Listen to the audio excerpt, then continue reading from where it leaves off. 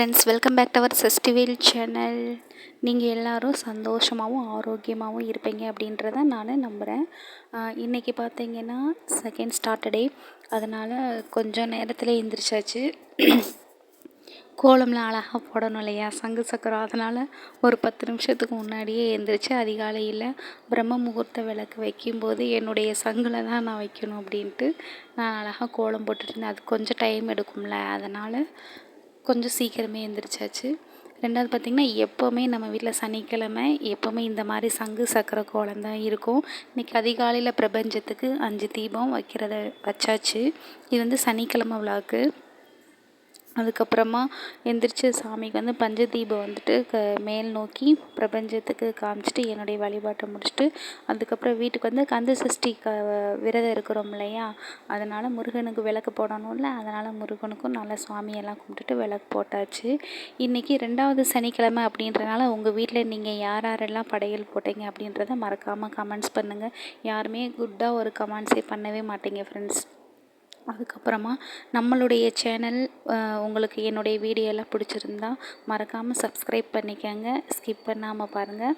அதுக்கப்புறம் நேற்று சனிக்கிழமை அப்படின்றதுனால நம்ம வீட்டுக்குள்ளே வந்துட்டு விளக்கு போட்டு சாமியெல்லாம் கும்பிட்டு பெருமாளுக்கு நல்லபடியாக துளசி மாலையெல்லாம் போட்டுட்டு, இன்றைக்கி சனிக்கிழமை அப்படின்றதுனால தெய்வங்களை ஈர்க்கக்கூடிய பச்சை கற்பூரம் போட்டு பச்சை கற்பூர தீபாராதனை இன்றைக்கி நான் பெருமாளுக்கு காமிச்சாச்சு. அதுக்கப்புறமா இன்றைக்கி வந்துட்டு செகண்ட் சாட்டர்டே இல்லை, அதனால் இன்றைக்கி நாங்கள் தழுக போடலை, அடுத்த வாரம் பார்த்துக்கலாம் அப்படின்னு சொல்லிட்டு விட்டுட்டோம். அதுக்கப்புறம் மாவிளக்கு வந்துட்டு போடணும் அப்படின்னு சொல்லிட்டு நான் எப்போவுமே இப்போ பார்த்திங்கன்னா சனிக்கிழமை இந்த புரட்டாசி மாதம் ஆரம்பித்ததுலேருந்தே ஸ்டார்ட்டே பார்த்திங்கன்னா புரட்டாசி புதன்கிழமை ஸ்டார்ட் பண்ணாங்க. அன்றைக்குமே நான் விளக்கு போட்டிருந்தேன். பெருமாளுக்கு வந்து மாவிளக்கு பிடிக்கும், ரொம்ப ரொம்ப பிடிக்கும். ஒரு ஏழையாக இருக்கிறவங்க கூட இதை செய்யலாம் அப்படின்ற மாதிரி ஒரு ஷார்ட் வீடியோ கூட நான் கொடுத்துருப்பேன். அம்மா தேசமங்கை இருக்கரசி அவங்க பேசினது, என்னுடைய குருநாதர் அவங்க தான். அதுக்கப்புறமா பெருமாளுக்கு வந்துட்டு நல்லபடியாக துளசி மாலை போட்டு தீபாராதனை பச்சை கற்பூரம்லாம் காட்டிட்டு இந்த விளக்குமே நல்லா மாவிளக்கு போட்டு நெய் ஊற்றி நல்லா தீபாராதனையெல்லாம் காமிச்சாச்சு. அன்றைய பொழுது ரொம்ப சூப்பராக இருந்துச்சு. எனக்கு காலையில் எழுந்திரிச்சுன்னே உண்மையில் நல்லபடியாக நம்ம சாமி கும்பிட்றது அவ்வளோ திருப்தியாக அவ்வளோ நல்லா இருக்குது.